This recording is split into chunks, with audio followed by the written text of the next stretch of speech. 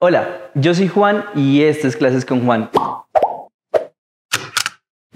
Sean bienvenidos a un nuevo video. El día de hoy vamos a continuar con nuestra sección de 5 preguntas típicas de la prueba de ICFES Saber 11 y el turno de hoy es para la prueba de Ciencias Naturales en el área de Física. Así que comencemos. Pregunta número 1. Un estudiante realiza un experimento para determinar las características de las ondas estacionarias en una cuerda como se muestra en la figura. Los datos obtenidos en la práctica se consignan en la siguiente tabla. Tenemos la tabla. Con base en los resultados obtenidos en el experimento, se puede concluir que para una masa constante tenemos las opciones. Vamos a resolver la pregunta número 1. Esto es algo que yo llamo análisis de contexto. Ustedes no tienen que tener conocimiento de algo en específico, sino simplemente analizar el contexto, es decir, analizar la información gráfica o la información que les pueden dar en una tabla y ya. Entonces es muy sencillo. Vamos a ver. Entonces nos dan esta tabla y nos dicen ¿cuál de las siguientes afirmaciones es correcta? Sabiendo que dejamos la masa constante. Entonces, miremos la opción A. Para una masa constante, la longitud de onda no cambia. Entonces, entramos acá, voy a borrar esto, entramos acá a una masa constante de 0.02 y nos damos cuenta que la longitud de onda, que es esta, ojo, es esta. Ese es un distractor muy importante. Ustedes les colocan acá L y acá lambda, pero esto es longitud de cuerda y esto es longitud de onda. Entonces siempre en todas las preguntas hay que leer bien. Y bueno, entonces vamos a la longitud de onda y nos damos cuenta que para esta masa en ningún momento cambia. Para esta masa en ningún momento cambia. Para esta masa en ningún momento cambia. Y ya. Con eso podemos ver que la respuesta es la A. La opción B, C y D nos dicen algo. Y es que en determinado caso nos dice que si yo varío el número de antinodos, la longitud de onda me va a cambiar, ya sea que se me aumente, se me disminuya, lo que sea, pero podemos ver una cosa. Como acá el número de antinodos va aumentando y pese a ese aumento, la longitud de onda sigue constante y es en todos los casos, podemos darnos cuenta que la longitud de onda no depende del número de antinodos. Entonces la opción B, C y D quedan descartadas.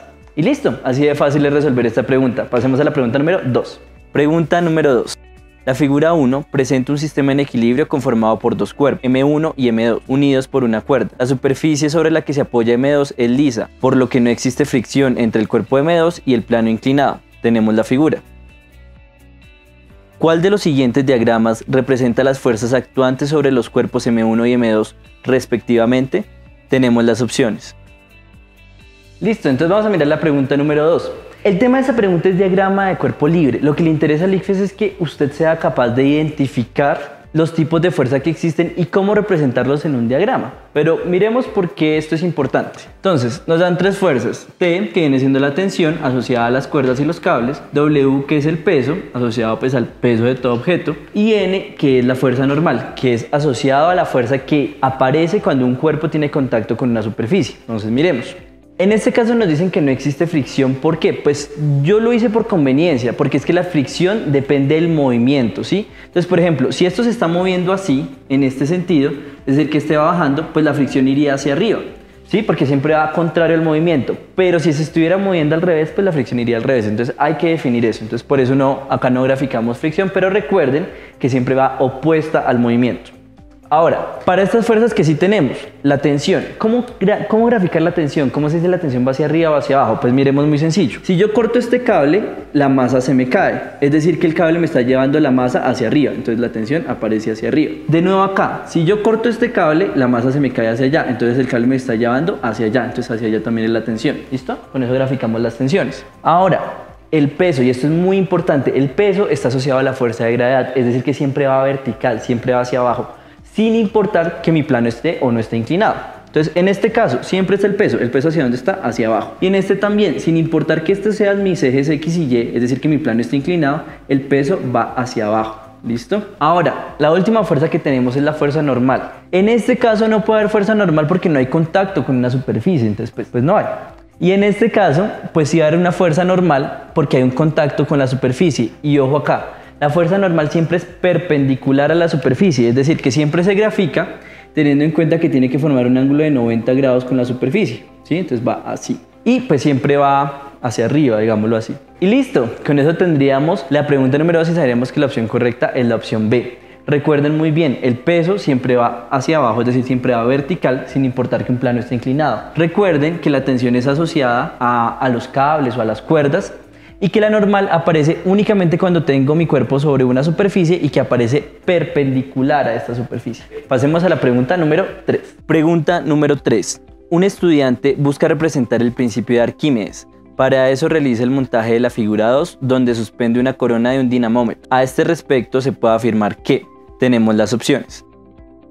Bueno, entonces pasemos a la pregunta número 3. Entonces, en esta pregunta, el tema que se aborda es el principio de Arquímedes.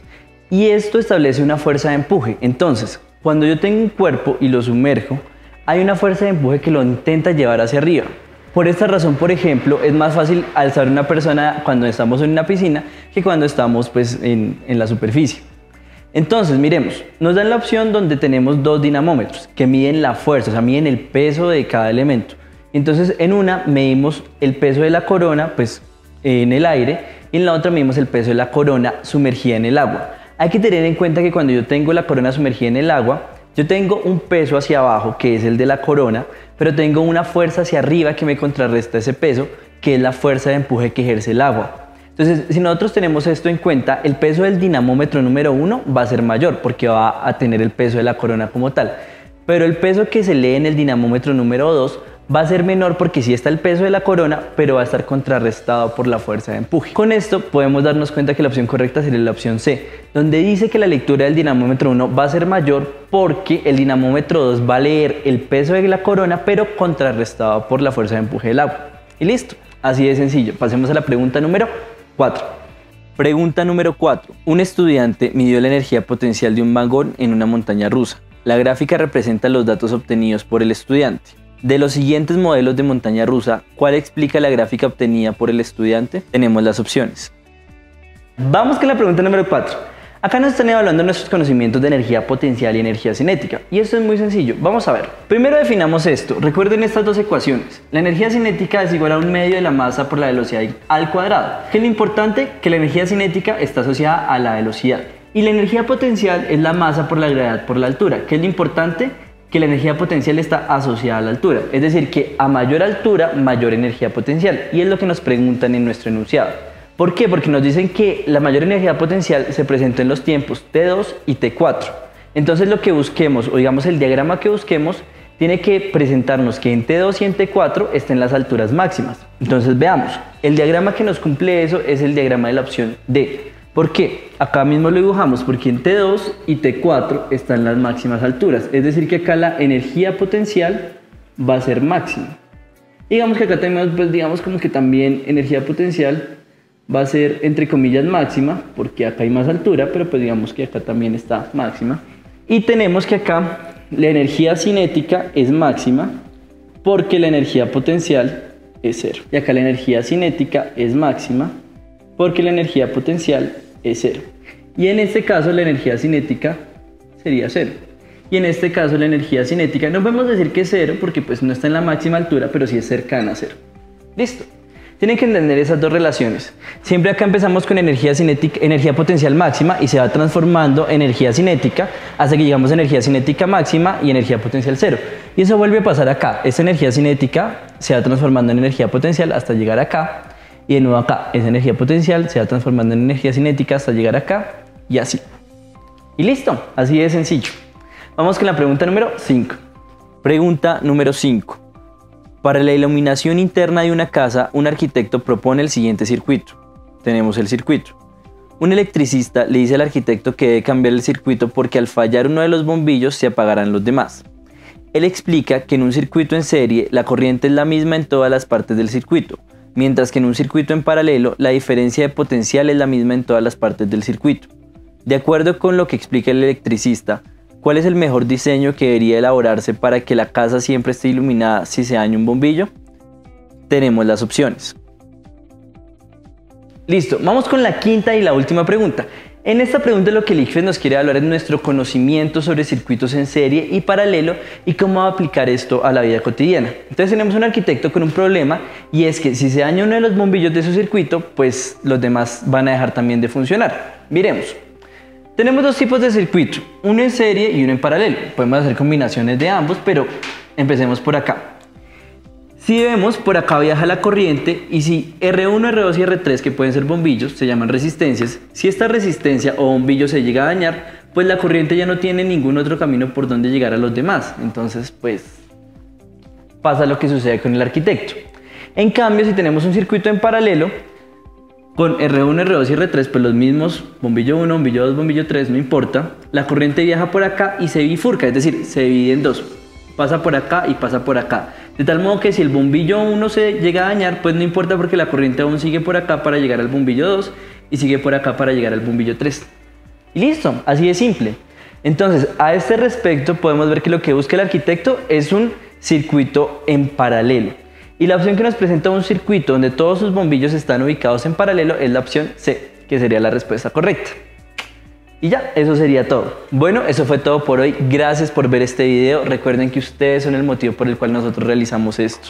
Por favor, difundan este video si conocen a alguien que vaya a presentar la prueba este 25 de febrero o este 5 de agosto, háganle llegar nuestro proyecto. Vamos a empezar la siguiente semana con un proyecto ya completo de Predicfest, así que estén muy pendientes. Si les gustó este video, suscríbanse, activen las notificaciones y denle like. Y síganos en nuestras redes sociales, Facebook, Twitter e Instagram. Y nos vemos en una próxima. Chao.